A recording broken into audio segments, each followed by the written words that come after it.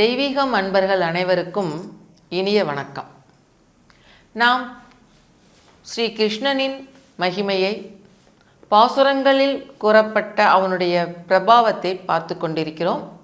விஷ்ணு சகஸ்ரநாமத்தின் முக்கியமான நாமங்களையும் பார்க்கிறோம்.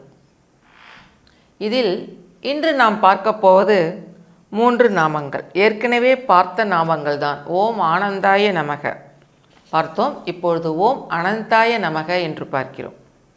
அளவிடப்படாதவன், எக்காலத்திலும் அழிவில்லாதவன், எல்லாவற்றிலும் ஆத்மாவாக இருப்பவன். நாம் அறிந்த விஷயம்தானே.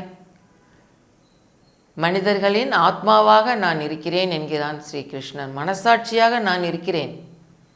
நீ அதற்கு காது கொடுத்து கேட்டால், அதன் குரலுக்கு கவனம் வைத்தால் உன்னை நான் நல்ல வழியில் செலுத்துவேன் என்கிறான் ஸ்ரீகிருஷ்ணன். அழிவில்லாதவன், அவனுக்கு அழிவு உண்டா?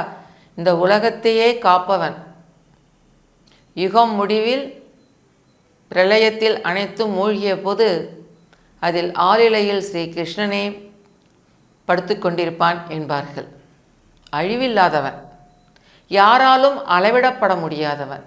இதுதான் இப்படி என்று அளவிட முடியாதவன் ஸ்ரீகிருஷ்ணன். அடுத்து கேசவாய நமக. இது மிக முக்கியமான நாமம் என்று சொல்வார்கள். கேசி என்ற அரக்கனை கொன்றவன், சுருளான கூந்தலை உடையவன். கேசம், துருண்ட கூந்தலை உடையவன். அழகன், என்புரு வடிவன். கேசி என்ற அரக்கனை கொன்றவன். எனவே கேசவாய நமக என்றால் நம் மனதிற்குள் இருக்கக்கூடிய அரக்க குணங்களை எல்லாம் அழித்து இன்புறும் தன்மையை கொடுக்கக்கூடியவன் ஸ்ரீகிருஷ்ணன். ஓம் பிரம்மனே நமக. அடுத்த நாமம். சிருஷ்டி செய்வதில் பிரம்மாவாக இருப்பவன். அனந்த சயனம் ஆதிசேஷனின் மேல் படுத்து கொண்டிருந்த இறைவனின் நாபி கமலத்திலிருந்து ஒரு தாமரை பூ தோன்றுகிறது. அந்த தாமரையில் தோன்றிய பிரம்மனே இந்த உலகங்களையும் படைக்கிறான்.